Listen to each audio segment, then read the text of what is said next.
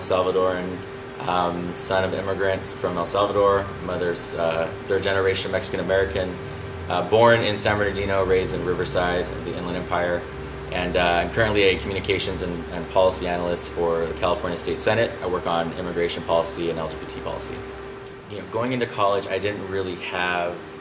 still didn't have a community to talk to, and to be honest, I didn't fit into like the LGBT groups. Like when I got into, I just didn't feel like I had that voice in those spaces, or I didn't belong in those spaces. What I've learned now, and what I try and embody, is that there is a group of gay Latino professionals. I found that group through Honor Pack, for example, where there's a group of folks who are willing to help you, who are willing to get your back, and are willing to help the next generation of people. And this kind of reminds me of something that one of my resident assistants told me when I was at UCLA, and that was that you never stop coming out. Once you come out, that's like the big coming out party, if you will, figuratively speaking, of course. But you tell someone, and then you tell a few more people, and it creates this ripple effect. But you're always going to meet someone new. You're always going to encounter a new experience in your life, and you're always going to come out to someone continuously in your life.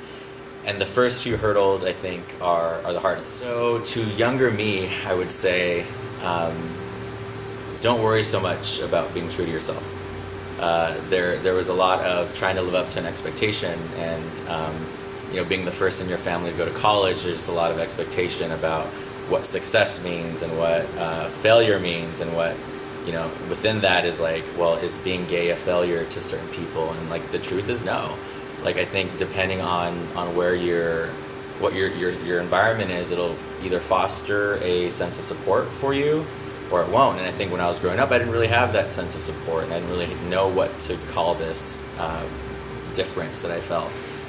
So I would just say, like, be yourself, be open, be honest, and love yourself, because once you get past the hurdle of having to, appease other people or please other people in any way, you could start worrying about yourself and things that you care about. And there's a generation of us whose parents went through the Civil War, and whose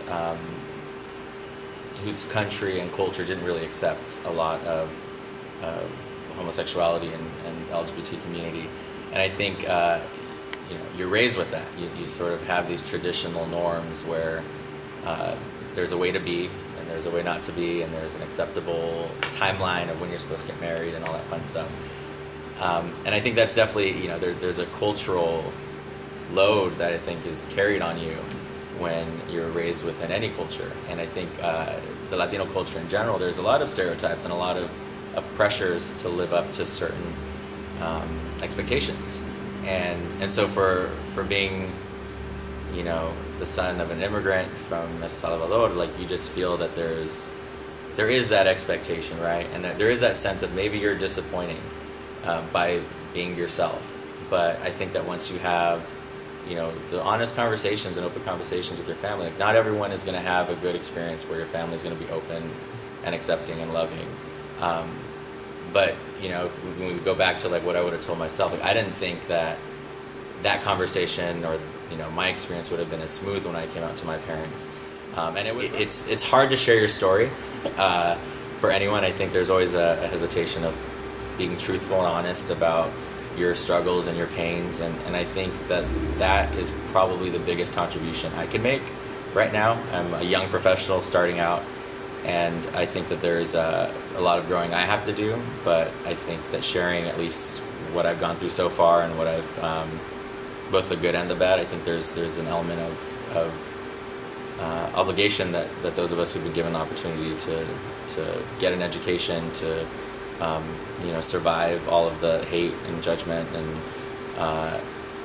hurt that we've gone through, to tell our story and to share that with the next generation of folks who might be going through that.